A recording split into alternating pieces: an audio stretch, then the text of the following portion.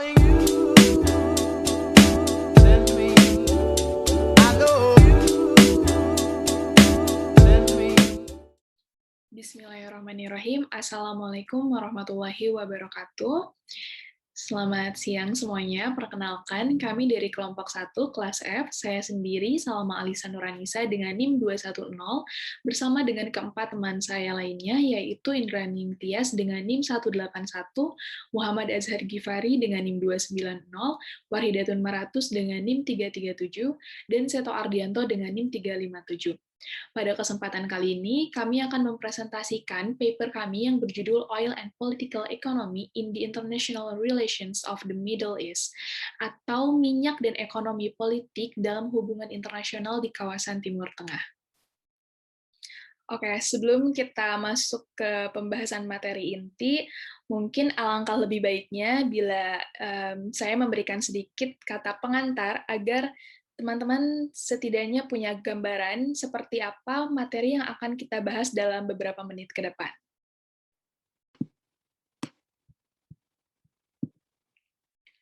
Bagi negara-negara besar atau negara industri, minyak selalu dianggap sebagai suatu hal yang krusial, karena merupakan sumber energi utama dalam menjalankan industrialisasinya. Tidak mengherankan, minyak seringkali menjadi bahan perdebatan bagi beberapa negara. Namun, selama 1 abad terakhir ini, persediaan minyak begitu melimpah sehingga membuat negara-negara produsen atau OPEC, organisasi pengekspor minyak, menghindari kelebihan pasokan dan kemudian berakibat pada jatuhnya harga minyak. Ketatnya pasokan minyak global menjadi isu yang dominan pada pergantian abad ke-21.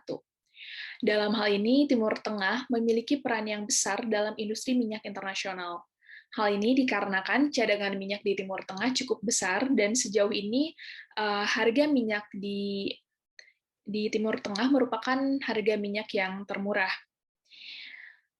Nah, jika kita berdiskusi tentang Timur Tengah, minyak akan menjadi hal yang tidak dapat terpisahkan. Karena minyak telah mempengaruhi hubungan di kawasan itu dengan negara-negara lain di dunia, utamanya negara-negara dengan kekuatan yang besar. Di samping itu, minyak juga telah mempengaruhi hubungan di dalam kawasan Timur Tengah itu sendiri.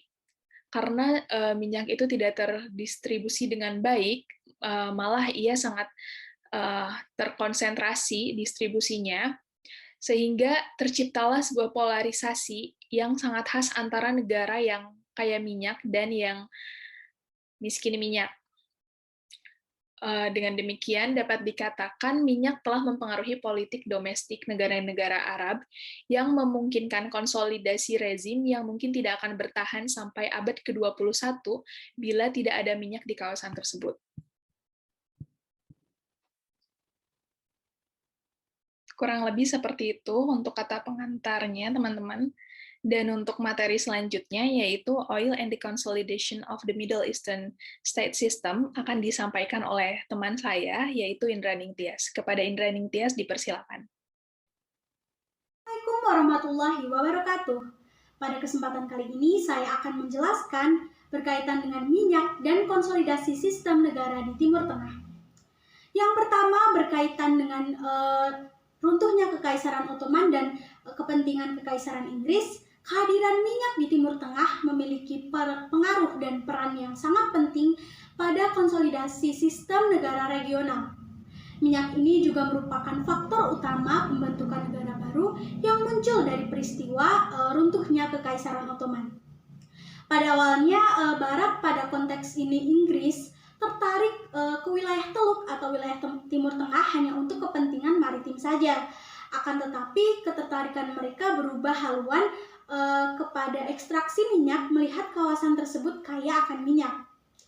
Pasca Perang Dunia I dan runtuhnya Kerajaan Utsmaniyah, negara-negara Barat seperti Inggris dan Prancis mengadakan perjanjian rahasia bernama Sykes-Picot, yang mana dalam perjanjian ini pemerintah Inggris dan Prancis setuju untuk saling bernegosiasi mengenai pengaruh dan kontrol Barat pasca runtuhnya Kerajaan Utsmaniyah, sehingga di masa yang akan datang akan dapat diputuskan wilayah mana yang akan dikuasai atau dipengaruhi oleh Inggris atau Prancis. Kemudian sekitar tahun 1920-an diadakan juga sebuah konferensi bernama Konferensi San Remo, yang mana dalam konferensi ini Inggris diberikan mandat atas wilayah Mesopotamia yang berakhir dengan pembentukan negara baru. Nah, negara baru ini kemudian dinamai Irak, yang terdiri dari 3 wilayah dari Utsmaniyah, yakni ada Mosul, kemudian ada Baghdad, dan juga ada Basrah. Nah, pada intinya kehadiran Inggris di sini memiliki peran penting dalam kontrol politik atas cadangan minyak.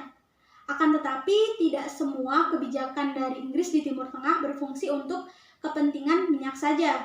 Nah, kepentingan minyak Inggris kontemporer mengabaikan eksistensi dari atau mengabaikan eksistensi atau kehadiran Arab Saudi yang mungkin memiliki simpanan minyak yang lebih banyak, sehingga hal ini membuka peluang bagi Amerika Serikat untuk bisa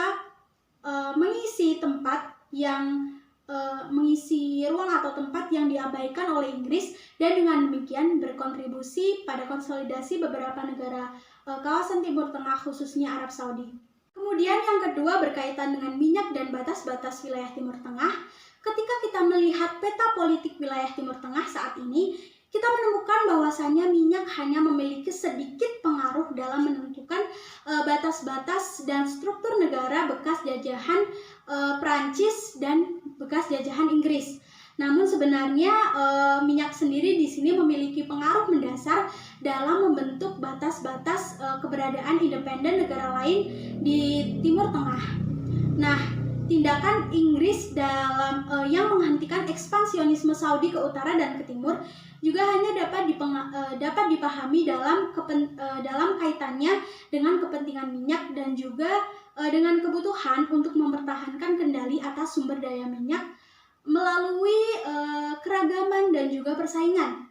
Kemudian minyaklah yang juga memungkinkan konsolidasi negara Saudi dalam menyediakan sumber daya keuangan yang cukup untuk membayar birokrasi negara modern dan juga untuk menghilangkan keinginan untuk menaklukkan atau mengisi kembali ruang yang kosong.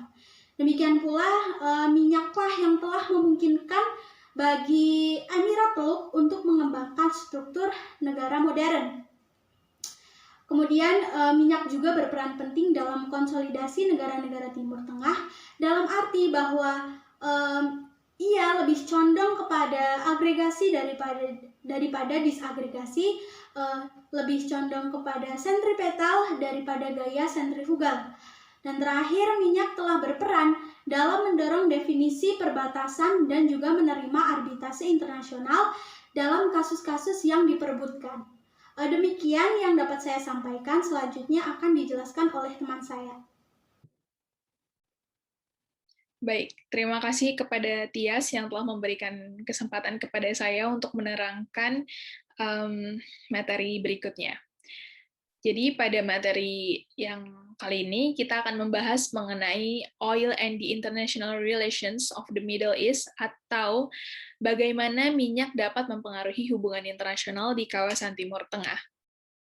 Seperti yang telah kita ketahui bersama, bahwa minyak merupakan faktor yang sangat penting dalam hubungan internasional negara-negara Timur Tengah, baik yang berkaitan dengan hubungan regional atau kawasan, atau antar Arab, dan maupun hubungan internasional pada konteks umumnya, seperti hubungan dengan negara industri atau dengan negara berkembang lainnya.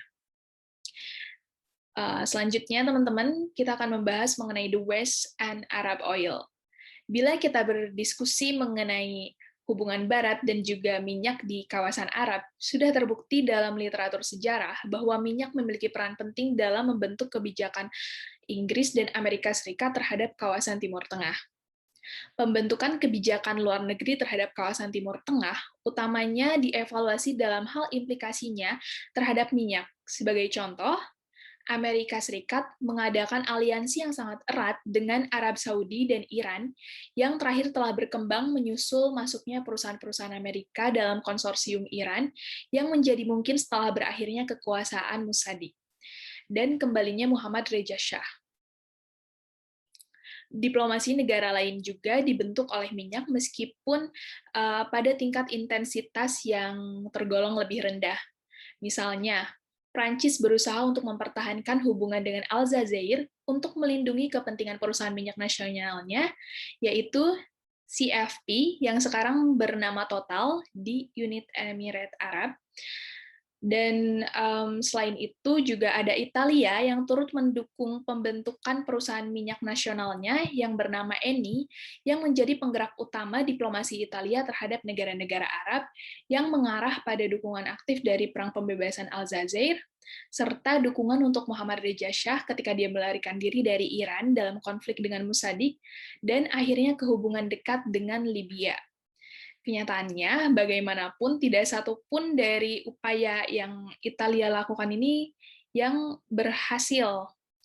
Karena pada akhirnya Eni mendapatkan hasil terbaiknya dengan membeli minyak dari Uni Soviet, yang mana hal ini membuat Amerika Serikat cukup geram, dan selain itu Eni, perusahaan minyak Italia juga telah menemukan minyak di Sinai di Mesir.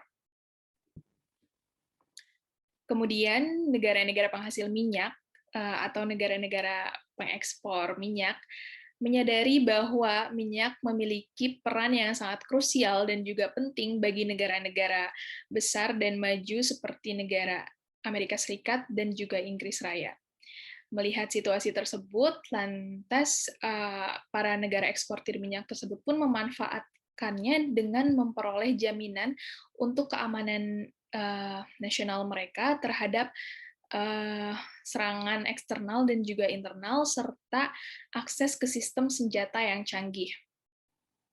Nah, sebenarnya jaminan terhadap tantangan internal ini pernah dicabut dari Iran oleh Presiden Amerika Serikat Jimmy Carter yang ingin menegakkan hak asasi manusia dan juga demokrasi, dan dengan demikian membiarkan rezim Pahlavi runtuh dengan konsekuensi yang oleh sebagian besar pengamat dianggap sebagai bencana hingga saat ini.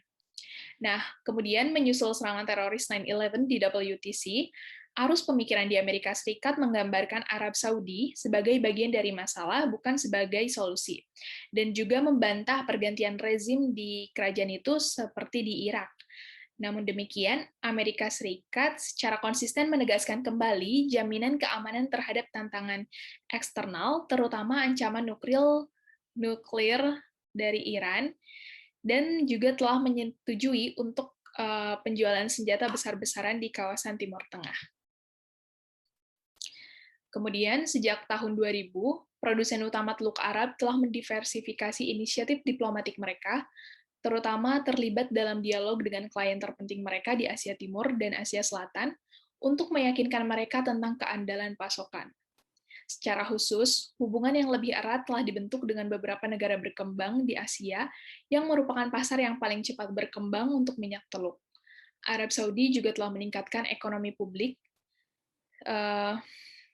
maksud saya telah meningkatkan diplomasi publik sehubungan dengan urusan perminyakan.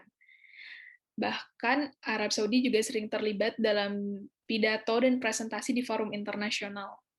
Kerajaan itu juga berada di garis terdepan dalam pembentukan sekretariat permanen untuk Forum Energi Internasional yang didirikan di Riyadh pada tahun 2003. Nah, kurang lebih seperti itu, teman-teman, materi yang saya sampaikan mengenai minyak dan bagaimana minyak dapat mempengaruhi hubungan internasional di kawasan Timur Tengah. Untuk materi yang selanjutnya mengenai Oil and Domestic Politics, the Rentier State Paradigm, akan disampaikan oleh teman saya yang bernama Muhammad Azhar Ghifari. Kepada Ghifari dipersilakan. Baik teman-teman semuanya, di sini saya akan membahas perihal minyak dan politik domestik, khususnya paradigma negara penyewa. Penekanan dalam pendekatan ini adalah pada fungsi fiskal negara. Keadaan produksi dipandang pada dasarnya sebagai alat untuk mensubstrak sumber daya dari aktor yang awalnya memiliki sumber daya dan merealokasikannya dengan cara yang berbeda dari apa yang akan dipilih oleh pemilik asli. Politik dalam produksi negara terdiri dari membenarkan fungsi yang berkenaan dengan perampasan dan mempengaruhi tujuan rampasan tersebut atas nama kepentingan bersama yang ditegaskan. Untuk membenarkan proses ini, negara membutuhkan akuisisi atau penerimaan rakyat mereka dan mencari legitimasi termasuk melalui lembaga demokrasi. Sebaliknya, negara-negara penyewa tidak perlu pajak atau mungkin pajak yang diberlakukan itu relatif rendah gitu. Dan fungsi utama mereka adalah distribusi sumber daya yang diperoleh dari luar negeri. Sumber daya ini memasuki sirkulasi domestik dan berdampak pada ekonomi domestik yang dihabiskan oleh negara itu sendiri. Oleh karena itu, pengeluaran merupakan fungsi penting dari negara penyewa. Selanjutnya, tidak semua negara Arab merupakan negara penyewa. Definisi dari negara penyewa yang mendetail sangatlah penting, dan generalisasi yang mengaburkan pemahaman kita tentang realitas harus dilawan, khususnya pada 2 poin berikut ini. Yang pertama, sangat penting bahwa sumber sewa berasal dari seluruh dunia. Negara-negara yang memiliki kontrol atas sumber daya domestik tertentu untuk mengekstrak surplus dari masyarakat bukanlah negara penyewa, karena mereka didukung oleh masyarakat dan bukan sebaliknya.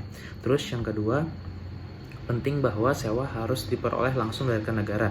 Beberapa peneliti menganggap arus masuk pengiriman uang dari pekerja yang telah bermigrasi ke negara-negara pengekspor minyak menjadi basis potensial untuk negara penyewa di negara penerima. Namun bagaimanapun terdapat kekeliruan ganda di sini. Pertama, karena penghasilan ekspatriat, jika mereka mengandung unsur sewa di masa lalu, tentu saja tidak akan melakukannya lagi. Terus yang kedua, karena dalam hal apapun, pengiriman uang adalah aliran pendapatan swasta dan negara harus menggunakan perpajakan agar sesuai dengan keinginan mereka. Baik, selanjutnya akan membahas tentang negara penyewa, pajak, dan demokrasi. Intinya pada pembahasan ini adalah bahwa transisi demokrasi di negara-negara penyewa sangat mungkin menghasilkan pemerintahan yang otoriter. Semua orang memahami bahwa penguasa yang dipilih secara demokratis akan tergoda untuk menjadi otoriter setelah ia memperoleh kendali atas sewa minyak dan kekuatan besar yang diberikan kepadanya dari masyarakat itu sendiri. Kemungkinan bergantian sangat penting bagi demokrasi. Tidak ada posisi yang akan tetap setia kepada lembaga demokrasi jika tidak memiliki peluang untuk pernah memenangkan pemilu, dan tidak ada kekuatan politik yang akan menerima transisi ke demokrasi jika pemilu pertama juga cenderung menjadi pemilu yang terakhir. Kasus penting lainnya terjadi adalah pada negara Libya. Runtuhnya rezim Muammar Gaddafi diendapkan pada Arab Spring dimungkinkan oleh gaya pemerintahan Gaddafi itu sendiri. Namun intervensi internasional diperlukan atau memungkinkan oposisi internal untuk menyingkirkan autokrat. Namun setelah tugas itu selesai, Libya dibiarkan sendiri dan secara progresif turun ke perang saudara, sehingga menyebabkan kegagalan di negaranya sendiri. Pada saat itu, negara ini adalah medan pertempuran dari faksi yang berbeda, dan upaya PBB dalam membentuk konsensus nasional minimum tidak mencapai harapan untuk perbaikan dalam situasi. Produksi minyak telah runtuh karena ketidakamanan dan penurunan volume senyawa dengan harga yang jauh lebih rendah untuk menciptakan kondisi ekonomi yang sangat sulit di atas masalah politik dan keamanan. Di sini saya akan menjelaskan mengenai oil and inter-Arab relation. Minyak memiliki pengaruh fundamental terhadap hubungan antar Arab, terutama antara negara miskin minyak dan negara kaya minyak. Dikotomi antara negara kaya minyak dan negara miskin minyak tentu saja bukan satu-satunya faktor yang menyebabkan perpecahan dalam hubungan regional di Arab. Terdapat 2 faktor yang menyebabkan perpecahan dalam hubungan regional di Arab. Yang pertama adalah seruan pan-Arabisme, lalu yang kedua adalah munculnya negara-negara penyewa teluk.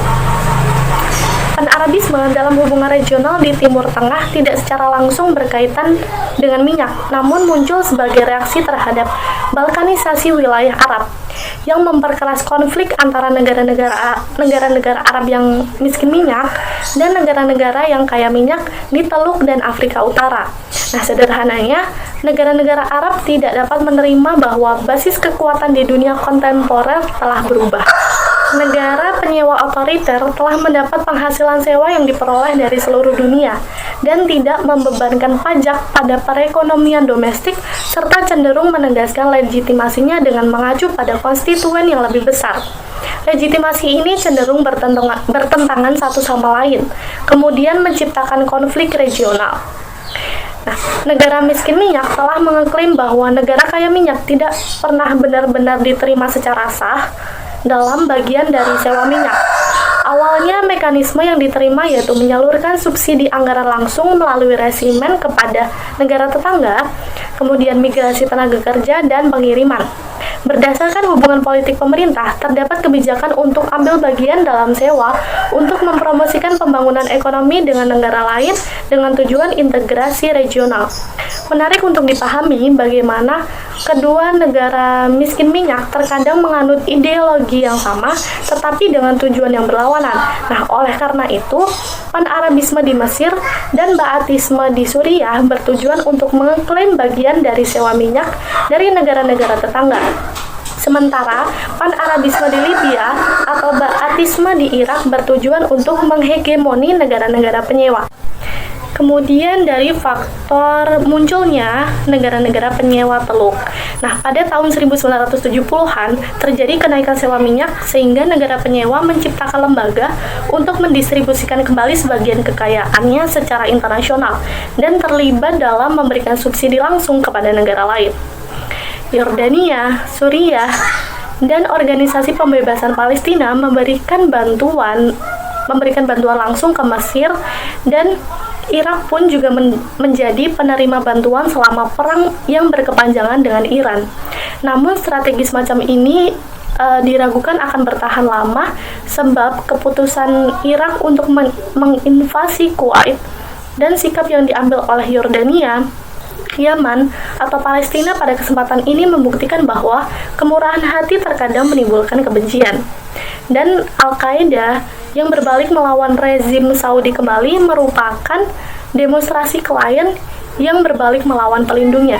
Jadi, setelah beberapa saat di mana kenaikan sewa yang begitu tinggi terjadi, kita telah kembali ke kondisi yang biasa terjadi sebelum tahun 1973, yaitu wilayah yang didominasi oleh dinamika antara negara kaya minyak dan negara miskin minyak, yang menyebabkan gagalnya integrasi di antara mereka.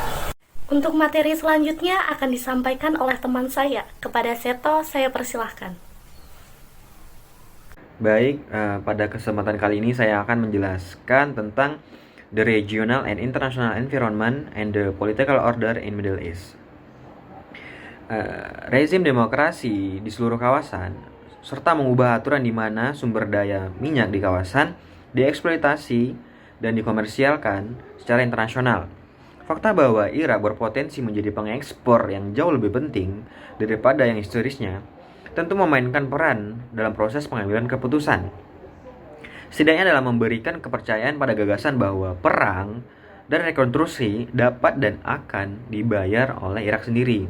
Intervensi di Irak juga dilatar belakangi oleh keinginan untuk membentuk model rezim demokrasi yang akan memicu gelombang demokratisasi di seluruh kawasan, dimulai dengan rezim di Arab Saudi. Tapi demokrasi di Irak telah terbukti lebih rendah sebagai model dan tidak jelas, yang memiliki banyak peran untuk memicu kebangkitan Arab Spring dan gelombang runtuhnya rezim otoriter. Beberapa ketegangan muncul di pasar karena kekhawatiran pasokan minyak Arab Saudi pada saat itu sebagai bagian dari masalah, bukan bagian dari solusi. Namun, menjelang intervensi sekutu di Irak, kehancuran rezim Saddam diharapkan akan mengakhiri sanksi Irak dan terbukanya negara itu untuk internasional. Karena menjadi jelas bahwa hasil dari Irak sangat berbeda dari yang diharapkan. Harga minyak mulai meningkat secara bertahap. Pasar menjadi yakin bahwa harga bisa tumbuh jauh lebih tinggi, dan akhirnya hal itu menciptakan gelembung ekonomi. Sementara itu, pasokan dari sumber-sumber alternatif yang tidak pernah datang dalam dekade sebelumnya mulai tumbuh secara eksponensial. Salah satunya komponen pasokan tambahan yang berasal dari minyak Amerika Serikat, yang merevolusi prospek pasar minyak global. Revolusi minyak juga dilihat sebagai pembebasan Amerika Serikat dari ketergantungan pada minyak kawasan Timur Tengah, sehingga berpotensi merusak hubungan erat antara eksportir minyak GCC di kawasan Timur Tengah. Lebih jauh menekankan jarak antara pengekspor minyak di Teluk dan kawasan lainnya. Dan yang seperti saya katakan, menciptakan kondisi yang mendasari pergolakan kawasan di Timur Tengah. Jelas bahwa periode harga yang sangat tinggi menyebabkan ketidakstabilan regional yang lebih besar. Dan juga di sini Arab Spring merupakan tantangan terbesar bagi produsen minyak di Teluk, dan mereka sering tanggap kali ini terpisah atau terbagi-bagi. Arab Saudi menawarkan perlindungan kepada Zain Abdul Abidin bin Ali dan mendukung Mubarak hingga saat-saat terakhir. Qatar mendukung revolusi di kedua negara dan mempertahankan dukungannya terhadap pemerintahan Ikhwanul Muslimin. Bahkan setelah kehancurannya, Arab Saudi dan UAE sebaliknya menyambut baik kudeta yang dilakukan oleh Marsyal Abdel Fattah al-Sisi dan sangat mendukung rezim barunya dengan keuangan dan investasi. GCC sebagai sebuah kelompok bereaksi terhadap pecahnya Arab Spring dengan menawarkan keanggotaan ke Yordania dan Maroko. Baik, sekian dari saya. Yang selanjutnya adalah conclusion yang akan dibacakan oleh teman saya. Jadi kesimpulannya adalah terdapat pemetakan minyak dengan berbagai cara yang telah mempengaruhi hubungan internasional dan politik domestik di Timur Tengah. Secara historis, minat Inggris dan Amerika Serikat pada minyak sangat mempengaruhi sikapnya terhadap Timur Tengah dan pembentukan sistem negara di wilayah tersebut. Kemudian menyusul runtuhnya Kekaisaran Ottoman.